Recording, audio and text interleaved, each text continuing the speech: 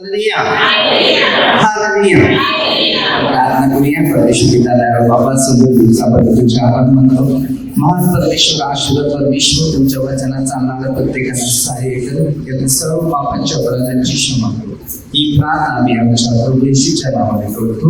Hallelujah hallelujah. या जगात मनुष्य कोणते श्रेष्ठ बनवण्याचा प्रयत्न करतो, परंतु परमेश्वराच्या इच्छेप्रमाणे जो पवित्र जो आत्मा आहे त्याच्या मार्गानुसार बनण्याचा प्रयत्न करत नाही. तर आपल्या सगळ्यांना पवित्र आत्मेची गरज आहे. पण जर आपल्यामध्ये पवित्र आत्मा जर नसेल तर आपल्याकडे एक आत्मा आहे, तो म्हणजे दुष्ट. आचार विचारापासून सगळ्या गोष्टींमध्ये माणसाला फसवण्याचं काम करते. पण पवित्र आत्मा जो बोलतात तो मार्ग सर्वांना दाखवणार आहे आणि त्याची मार्ग एक स्वच्छता आणि एक पवित्रता आणि एक अभिषेकताची असतात आणि ते फार कमी लोकांना ते मिळतात. आपण शोधतोय, अनेक लोक शोधतोय की माझं जीवन चांगलं असावं, मी खूप चांगलं असलं पाहिजे, परंतु तसं बनत नाही. त्याला एक आध्यात्मिक शास्त्राची शिकवण घ्यावं लागते. तर पहिले प्रथम आपण वचन घेऊया. योहान 15 वचन 16. परमेश्वर आपल्या सगळ्यांची एक आध्यात्मिक गोष्टीची निवड करतो आणि आपण जी निवड करतो ते आपल्या शारीरिक गरजेची निवड करतो. आणि शारीरिक गरजेची जो निवड करतो तो कधी ना कधी कुठेतरी तो डगमळतो, अविश्वासाने विश्वासापासून कुठेतरी होतो. स्वतःच्या जीवाला पण कंटाळा, कारण तो दैहिक गोष्टीकडे. पण जो आत्मिक गोष्टीकडे, तो आत्मिक गोष्टीचाच आचार विचार करून आध्यात्मिक मार्गानुसार तो प्रवास करत असतो, तेव्हा त्याच्या जीवनामध्ये एक महत्वाची शांती घडते. दैहिक गोष्टीला किती जरी शांती असली तरी कुठेतरी ते कमजोर परिस्थितीमध्ये मनुष्य पडला जात असतो. म्हणून परमेश्वरचं जे शिकवण होतं की आपल्या शिष्यांना जेव्हा त्यांनी घडवलं ते शिष्य डगमळत होते आणि ते डगमळे या जगाच्या अनेक गोष्टीसाठी. ते आध्यात्मिक गोष्टीमध्ये वाढता हळूहळू पुन्हा या जगाच्या वातावरणामध्ये ते प्रवास करू आणि प्रवास करू लागले. तशी ती हळूहळू बहुफूल केली. पवित्र आत्मा त्यांनी पूर्ण आत्मपरीक्षण केलेला नव्हता. जेव्हा त्यांना बुद्ध काढायला सांगितले, जेव्हा त्यांना प्रार्थना करायला सांगितली, जेव्हा लोकांचं भल्याविषयी त्यांना सांगितलं, जेव्हा लोकांना त्यांना अन्न वेगळं आणायला सांगितलं, परंतु त्यांच्या मनामध्ये कुठेतरी कुरकुऱ्या. पण ती पुढे चालले, ते कुठेतरी डगमळत गेले आणि नंतर पुन्हा त्याला काहीतरी कळालं की आपण कुठेतरी चुकतो. परंतु नाही, त्यांच्या मध्ये जो एक दुष्टाचा आत्मा कार्य करायला लागला तेव्हा ते येशूपासून दुमायला सुरू झाले की दूर होतच गेले ते, कारण ते आत्मिक गोष्टींमध्ये वाढले नाही. कारण त्याच्यामध्ये योहान 6:60 पासून दिलेले 72 शिष्य बनवलेले होते. या 72 शिष्यांना परमेश्वराने विश्वासाच्याद्वारे एक काम करायला लागले. मग ते 17 पासून त्यांना एक काम दिली आणि ती काम अशी दिली एक भूत काढायला.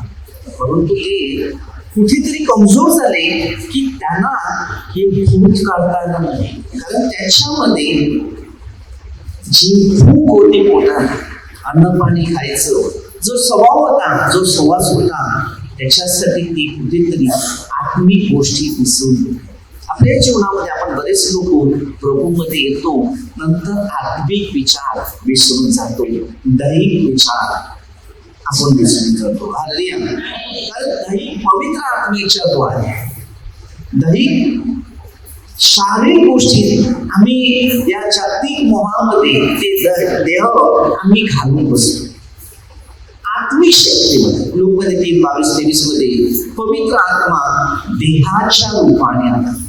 एक आत्मा होता त्याला, तेव्हा 4:24 मध्ये दिलेले उपस्थानाची प्रार्थना आत्म्याने व करेल. जेव्हा माणसात खरापणा असतो तेव्हा या आत्म्यामध्ये, या शरीरामध्ये एक मजबूतीची ताकद असते. कारण जर तुम्हाला पवित्र आत्मा मिळवायचं असेल तर पवित्र व्यक्ती बरोबर जीवन जगा, अपवित्र लोकांबरोबर जीवन नाही जगत नाही. आणि जरी जगलं तर योहाने एक 5 वचन वाचलं, अंधकाराने येशूला गावासलेलं नाही, म्हणजे पापाने त्याला पकडलं नाही, त्या पापी लोकांना तो वाचवायला लागला. समजा लोक 19 मध्ये दिलेला आहे 10 वचन, मनुष्याच्या पुत्राला मी हरवलेल्या शोधायचं.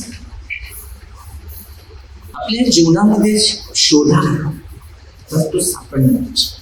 हे जग आहे, या जगाच्या कोणत्या गोष्टीमध्ये जास्त वृद्धी करायचं नाही,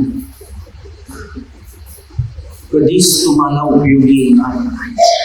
मी 3 गोष्टी लोकांना समजावतो आणि शिकवतो. पहिली प्रार्थना, दुसरं पश्चाताप, तिसरं भांडण. तुला असं पाहिजे जसं येणार कष्ट करून तू स्वतःच्या भविष्यासाठी जर विचार करत असेल तर ते विचार स्वतःहून चेंज केले पाहिजे. जेव्हा तुम्ही तुमच्या स्वतःची मर्जी लागू करतात ना, देवामध्ये तुमची इच्छा होणार, कारण तुमची इच्छेप्रमाणे देवाची इच्छा. आणि जेव्हा मी शिकवतात तर ती इच्छा, तर कोणाने कधीच अख्खा 1 मध्ये असं वचन केले, जसं मी ख्रिस्ताच्या अनुकरणात आहे तसे तुम्ही माझ्या अनुकरणात. शैतानाच्या हातात तुम्ही सापडायला लागला तर तुम्ही देवाचे नियम सगळी भोगत नाही. मग तुमचं बुद्धी काम करणार नाही. 13 दिमाग हळूहळू कमी होत जाणार आणि ते धार्मिक बुद्धी कमी होणार आणि जागतिक बुद्धीकडे जास्त आचार विचार करत. त्याला बोलतात मोह. समाधानी नाही. आज विचार करा, मी ख्रिस्ताचा स्वीकार केला नसता तर तुम्ही इकडे येऊन बसले नसते, बरोबर?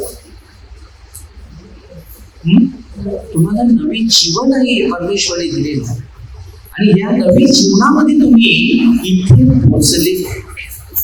एका नव्या जीवनामध्ये प्रवास करताना त्याला आत्मिक शक्तीची ताकद लागते. एवढं लोकांचं कंट्रोल आम्हाला जिरवावं लागतं. तेव्हा तुम्ही आनंदी आहात, तेव्हा तुम्ही दुःखी नाही, तुम्ही निराशात नाही, तुम्ही समस्यात नाही, तुम्ही संकटात नाही, ना तुम्ही अशुद्ध आत्म्यामध्ये. पण जेव्हा तुम्ही अशुद्ध आत्म्याच्या सहवासात येतील तेव्हा तो अशुद्ध जो आत्मा तो तुम्हाला सदावणार. अशुद्ध आत्मा तुम्हाला नेहमी सदावणार.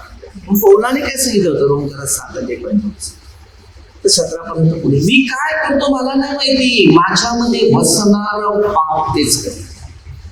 आता हे जे पाप घेऊन आलं मला सांगा, तुम्हाला माहिती आहे विनाकारण माझ्या विरुद्ध लोक होतात, मग त्याला मी काय औषध देऊ?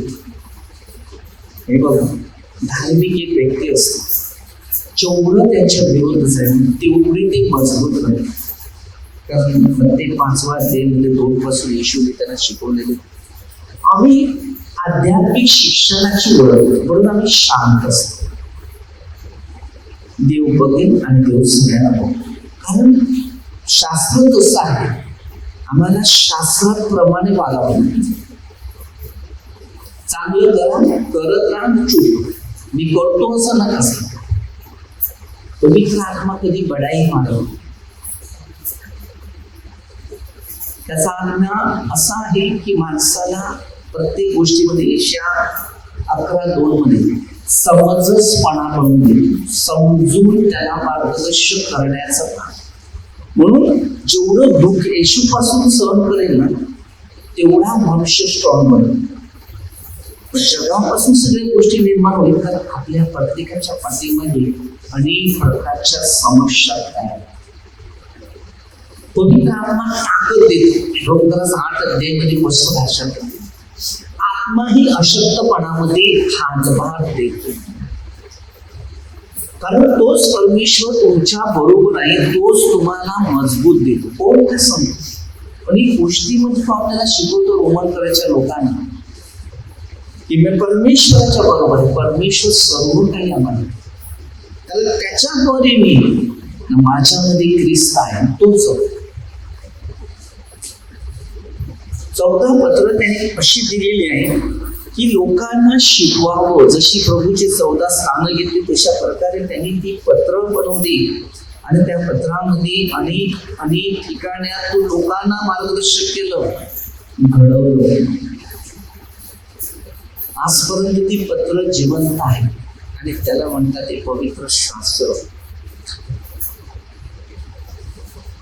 प्रत्येक शिक्षणाने आपली घडण आहे आणि ही घडण आम्हा सगळ्यांना उपयोगी आली पाहिजे.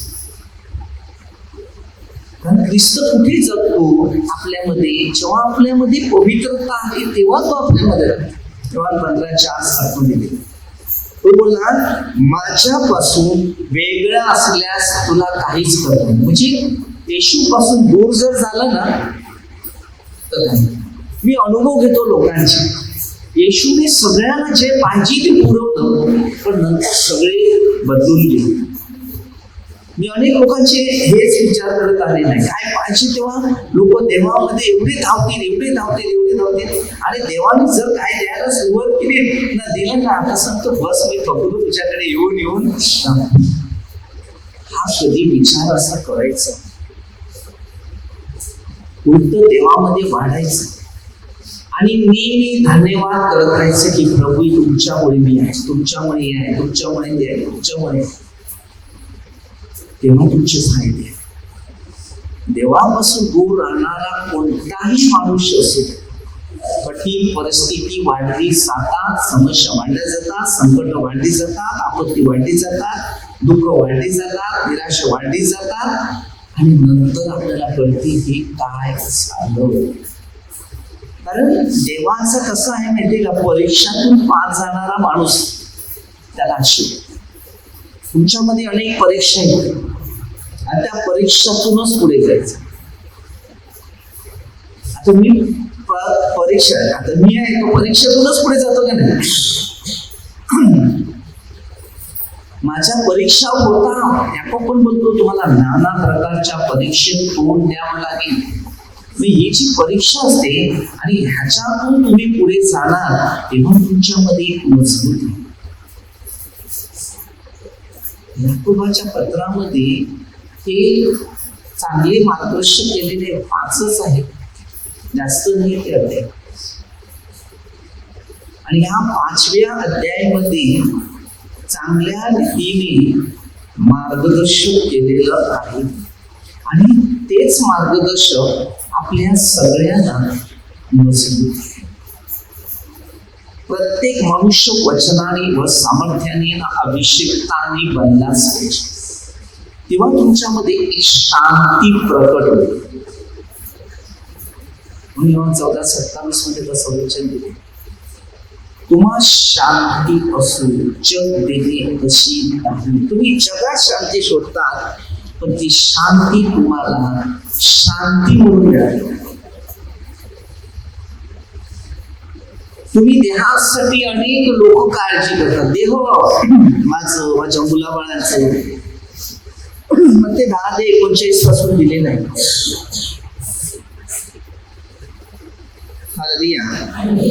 त्याच्यात गोष्ट दिलेली आहे. आपलं जीवन नक्की कशामध्ये आहे, कोणाच्या पाठीमध्ये इकडे काळा मागात काळा आहे. आता आपले जीवन कशामध्ये दिलेलं आहे मला सांगा. देवामध्ये नाही, दैहिक गोष्टीमध्ये. देवाचं शिक्षण स्ट्रॉंग ठेवावं लागते तेव्हा देवाचा आत्मा आपल्यामध्ये प्रवास करतो. आपल्या जीवनामध्ये जेव्हा एक अडचणी येतात ना तेव्हा जास्त प्रार्थना करावी लागते. आणि अडचणी जर दूर करायचं असेल तर बिना प्रार्थनेने नाही होणार. तुमच्या मनासारखं होणार नाही. तुमच्या मनासारखं होईल तुम्ही वाटतं आजच्या आज माझ्या सगळ्या गोष्टी होतील, नाही. आज बोलणं तर 1 महिना तुला शोधायला लागेल. 1 महिना तुला वाटत की जेव्हा प्रत्येक माणसाला देव जेव्हा देतो ना त्याच दिवशी येत नाही. तुमच्या काही गरजा आहेत ना, तुमच्या इच्छा पुऱ्या करतात ना, तुम्ही तुमच्या मर्जीने करतात ना, तिकडे फसतात तुम्ही.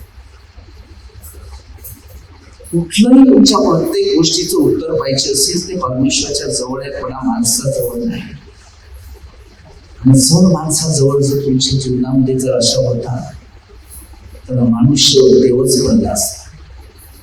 मनुष्य तो मनुष्य भले देवाचं वचन त्याला प्राप्तच आहे. देवाच्या लोकांना निंदा करतात, चांगल्या व्यक्तीची निंदा आहे. पापी लोकांची निंदा कधी होत नाही. कारण पापी लोकांची मेजॉरिटी जास्त आहे, पवित्र लोकांची मेजॉरिटी कमी आहे. पृथ्वीत कितीतरी देव आहे, पण स्वर्गाचा देव एकच आहे. पृथ्वीत भरपूर देव आहे, तो पृथ्वीच्या देवाला सलाम करू शकते, पण स्वर्गाच्या देवाला सलाम करू शकत नाही. कारण ते मानवी देव आहे ना, मानवाचा देव वेगळा आहे. मानवी देव वेगळे ना, मानवाचा देव. म्हणून प्रत्येक माणसामध्ये मानवाचा देव जो आहे ना, तो आत्मा आहे. आणि तुमचा आत्मा कुठल्याही ठिकाणी, आपल्याकडे भरपूर देव असतात, त्याची हिंमत तरी आहे का तुम्हाला वाचवायची? कोणताच असा पृथ्वी देव आहे की तो वाचू शकतो? ते मानवाची निर्मिती, त्याच्या हातात ताकद नाही. जी ताकद आहे त्या स्वर्गीय परमेश्वरच्या, त्यांनी तो आत्मा दिलाय. योहान 17:18, उत्पत्ती 2:7. या आत्म्याचा तो देव परमेश्वर आहे, शरीराचा परमेश्वर नाही, आत्म्याचा परमेश्वर. सगळ्यांना ते शिक्षण पवित्र आत्मा मनुष्य घेतच नाही. दुष्ट आत्मा क्षणाक्षणात घ्यायला तयार आहे. म्हणून आपल्यामध्ये ती घडण होत नाही, आपल्यामध्ये प्रगती होत नाही ना, आपलं जीवन आहे ते चेंजिंग होत नाही. पृथ्वीचा देव सर्व मागत असतो, तुम्ही त्याच्याकडे मागायला लागते, पण तुमच्याकडे ते मागून घेतो आणि मलाकडे देईल, त्याच्याद्वारे दुसरा घेतो आणि खाऊन जातो. ही पृथ्वीची देवामध्ये अशी गुण असतात. तो स्वर्गीय देवाच्याकडे अशी गुण आहेत की बुद्धीला आहे एक कनिष्ठ ते 25 ते 31 ते 46 वचनामध्ये. आणि त्या परमेश्वराचं शिक्षण आहे मानव प्रेम. आणि मानवामध्ये ज्या काही दुःख आहे, काही आपत्ती आहे, काही समस्या आहे, काही टेन्शन आहे, काही मानसिक तणाव आहे, काही अस्वस्थपणा आहे, काही कमजोर आहे, ते त्यांनाच कंट्रोलमध्ये, त्यांना सांभाळणं ते गरजेचं आहे. आज तुम्ही अनेक लोक विचार करू शकता की आज या जगात नक्की काय झालं. प्रकटीकरण 12:12, सैतान आपला काळ थोडा तुम्हाकडे आला आहे. मला सांगा आज किती लोक आहेत की मला सपोर्टर आहेत, तर ब्रदर चला आम्ही पण कार्य करतो, तुम्ही पण कार्य करायचं ना, आहे की नाही? मन 16:32. 16:32.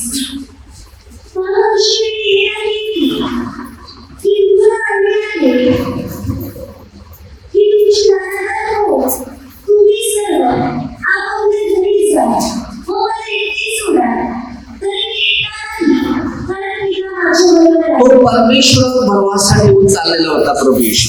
मी पण तेच. त्यांनी काय सांगितले, तुमची दानादान होईल, परंतु मी एकटा नाही तर तो माझ्या. आज तो चाललाय. आज मी एकटा नाही. पहिला पण होता, आता पण नाही आणि पुढे पण. तो पण पुढे होता, आज होता, 13 काल आज युगानुसार. जो परमेश्वर आपल्या बरोबर आहे, तर आपल्याला चिंता करायची गरज नाही. मी चिंता पडत परमेश्वराच्या मार्गात पडतो, परमेश्वराची आवडते तेच. कारण आता मला स्वतःला सुद्धा निर्णय घ्यावा लागेल, कारण मी डिसिजन घेतलेलं आहे. खूप अशी लोक पडलेले आहेत की त्यांना खूप महत्व आहे गरजेच्या आजच्या. प्रभूला मी तेच सांगतो की तुमची इच्छा पुरी करायचं असेल असं मला शक्ती द्या, मला ताकद द्या, मला तुमचा सदैव आशीर्वाद की तुमची इच्छा पुऱ्या करण्यासाठी मला शक्तीची गरज आहे, आर्थिक गरज आहे. कारण काय म्हणते मनुष्य एकदा दैनिक गोष्टीकडे चालू लागला ना, तो आत्मिक गोष्टीकडे चालू. हा, मग त्याची विचार त्या आत्मिक गोष्टीनेच बांधले जातात. एशिया 13:11 दिलेला आहे. आजच्या काळामध्ये दिमाग माणसाचं बंद झाले. तुम्हाला जर अनुभव घ्यायचा असेल तर मी तुम्हाला एक शिक्षण देतो, थोडंसं आहे. पहिलं प्रथम आहे तुमच्याकडचा एक मोबाईल, दुसरा आहे कॅम्प्युटर, बरोबर, तिसरा आहे टीव्ही, चौथा आहे गाडी, पाचवा आहे घरचे कॅमेरे, कोण आले काय आहे ते याच्यावर बघतो. तुम्ही येऊन काय करणार मला सांगा. चोराला चोरी करायचे तो करणार, कॅमेरे असू दे का दुनिया असू दे. सूत्रसेट 139 अध्याय ज्यांनी वाचलाय ना तो मात्र बिंदास. आता आत्म्याचं दान आम्हाला आहे तर आम्हाला काही गोष्टीची बरोबर डिसिजन देऊ देतो. काय सांगायची गरज नाही, काहीच बोलायची गरज नाही. आता तर कमी आहे. पूर्वी माझ्या बरोबर होता अंकल, कुठचा माहितीये, चुन्यातले. इकडे आठवण काढले ना 33 तर त्याच्या ऑफिसमध्ये रिंग वाजायची. समजलं? तेव्हा माझ्याकडे मोबाईल नव्हता, माझ्या घरीच कितीतरी गोष्टी अशा घडायच्या. इथून सांगायचं मी असं आहे. परंतु लोक फक्त चमत्कार बघायला लागले. नंतर हळूहळू हे बघा, जर तुमचं मन स्थिर असेल ना तर तुम्ही देवाबरोबर असेल. मी तर योहान 14:1 तुमचे अंतःकरण अस्वस्थ निघायचे. आज किती लोक माझ्या बरोबर होते कार्य करणारे, किती टिकले ना किती पिकले. सैतान आपला काय, तुम्हाला काय वाटते? प्रार्थना सोडणं, प्रार्थना कमी करणं, देवापासून दूर होणं, विषय कट करा. पहिल्या घरात तुमच्या थोड्या समस्या येतात, नंतरच्या ते कंट्रोल नाही होणार. एवढ्या खतरनाक परिस्थिती, कारण त्याला घरात बसून नये. शैतानाला घरात बसून नका. आणि तो जर बसला, खाली बसलेला जर शैतानाच असते तो फार खतरनाक परिस्थिती तुम्हाला पोहोचवतो. तुम्हाला काय वाटतं? इकडे सगळी माणसं प्रार्थनेला येतात, तुम्हाला काय वाटतंय?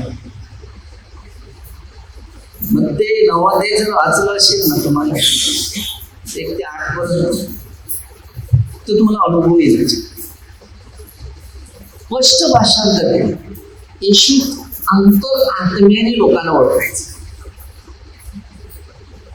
तो सगळ्याशी चांगला ओळखला. तो वाईट नाही का? त्याला माहिती आहे याच्यात काय आहे ना काय वाईट नाही. हे सगळे येशूला माहिती. शेवटी येशूचं नुकसान नाही झालं, शेवटी जुदाचं नुकसान. प्रत्येक शिक्षणाचे जे अनुभव असतात ते घ्यायचे. म्हणून ते ना सतराने माणसाच्या बाबतीत सावध राहा. परमेश्वर तुमच्या बरोबर असला पाहिजे. देवाची रक्षक देव तुमच्या जोडीला असला आणि त्याच्या इच्छेप्रमाणे आपलं जीवन असलं. कारण जेवढा मनुष्य चांगलं करतो ना त्याला चांगली फळं मिळतात. स्वर्गात त्यांच्यासाठी संपत्ती आहे. आता आमची कष्टमय जीवन जे आहे ते आमची संपत्ती स्वर्गात आहे, इकडे नाही. आणि या संपत्ती या प्रॉपर्टीसाठी आम्ही आमचं भविष्य नाही घालवलं. आम्हाला ज्या गरजवंत लोक आहेत, दुःखी काय, समस्या काय, संकट काय, निराशा काय, आपत्ती काय, ज्या लोकांची काय ती परिस्थिती याची जाणीव मला माहिती आहे. त्यासाठी मी शोधतोय ना त्यासाठी धावतोय. पण त्याचा एक ना एक दिवस तो विजय होईल सत्याचा. आणि त्याच्याच नंतर माझ्या कार्याला खरी सुरुवात. पहिली अडचणी घ्या, अडचणीतूनच प्रवास व्हायचा. पहिलं हे कोणाचं येवा हात इकडे दुखते, अडचणीतून तुम्हाला पुढे जायचं. मग तुम्हाला समजेल कोणाच्या घशावर अटकल्यासारखं नाही. घशावर आपल्या प्रत्येकाला अडचणीतून प्रवास करायचा आहे की परमेश्वर तुम्हा बरोबर आहे आणि तो एक सामर्थ्यिक देव आहे. कधीतरी एकदा शांत राहायचं, डोळे बंद करायचं आणि फक्त प्रभू येशूचा चेहरा समोर आणायचा. आणि ते आपल्याला काय सांगतात आपल्या अंतरात्म्याच्या द्वारे ते शिकायचं. मग दुनियात काहीच बघू नका, हे सगळं जीव आहे. मी तुम्हाला बोलणार ना, इथून निघाला ना कुठे मला रोडचा बोर्ड पण वाचता येत नाही, वाचत. मला जे काय पाहिजे ना, तर ह्या जगाच्या कोणत्या गोष्टीमध्ये माझी मनस्थिती नाही. पण या जगाच्या गोष्टीत लोकांचे चांगलं कसं करताय याच्या बाबतीत माझी मनस्थिती एकदम परफेक्ट आहे. आणि जर तुम्ही चुकत असेल तर तुम्हाला मी पहिल्यांदा पकडेन. दुसऱ्या टायमाला तुम्ही ऐकलं नाही तर दुसऱ्या बाजूला वाईट बस.